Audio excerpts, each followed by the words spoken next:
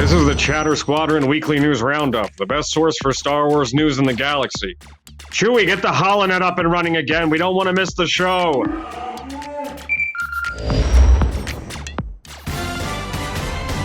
Oh, hello, and welcome to the Weekly News Roundup. Our first story of the week, Marvel's Kevin Feige to develop a Star Wars film.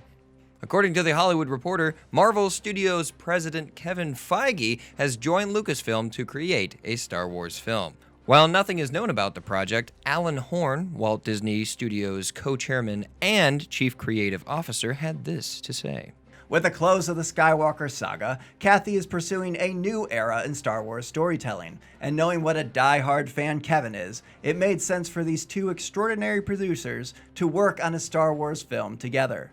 Of course, Kevin is best known for producing many Marvel films, so one can only hope to see some new Star Wars superheroes like Captain Coruscant, Mynock Man, the Incredible Rancor, and Mara Jade.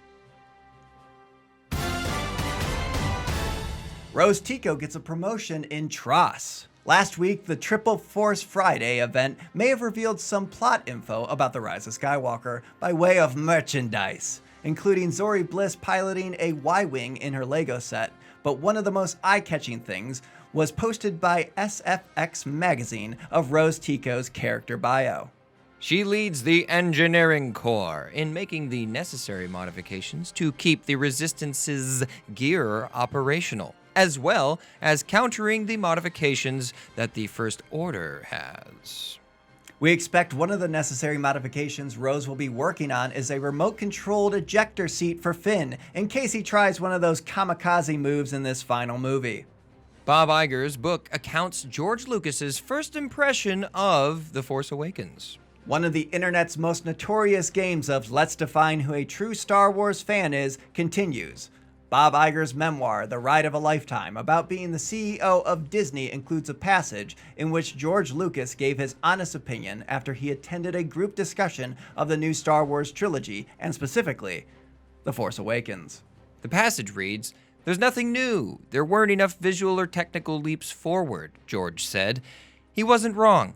In each of the films in the original trilogy, it was important to him to introduce new worlds, new stories, new characters, and new technologies. Looking back with perspective of several years and several more Star Wars films, I believe J.J. achieved the near impossible of creating a perfect bridge between what had been and what was to come. Since the quotes hit Reddit, the internet assumed the position of quickly dispersing into groups, throwing rotten vegetables at each other, and both sides considering it a social media slam dunk. The hard facts include that George Lucas told Bob Iger in 2012 during the Lucasfilm negotiations that he had written a new trilogy. After Bob read them, he decided that he liked the treatment so much that they needed to be included in the purchase of Lucasfilm. So although the latest films aren't straight from the keyboard of St. George, we here at Chatter Squadron would like to remind you that if we did get something straight from the George, the only thing we could guarantee is that it would be plenty fast and plenty intense. New footage revealed for Jedi Fallen Order. On September 26th, a new trailer for Jedi Fallen Order was released, showing off this much-anticipated game. We got a look at some Inquisitors, a giant bat creature, and Cal doing some very woo-woo Jedi-type missions. Star Wars Jedi Fallen Order launches on Xbox One, PS4, and PC November 15th. I, for one, can't wait to pour a huge amount of time exploring this amazing new game. Hey, and Disney Plus comes out 3 days earlier. 3 days earlier? Yeah. So on November 12th, I'll be able to watch The Mandalorian, every Star Wars film, all the Clone Wars, Rebels, Resistance. Oh, I think I need to request some time off of work. Give me a... Hey, well, thanks for watching this week's News Roundup.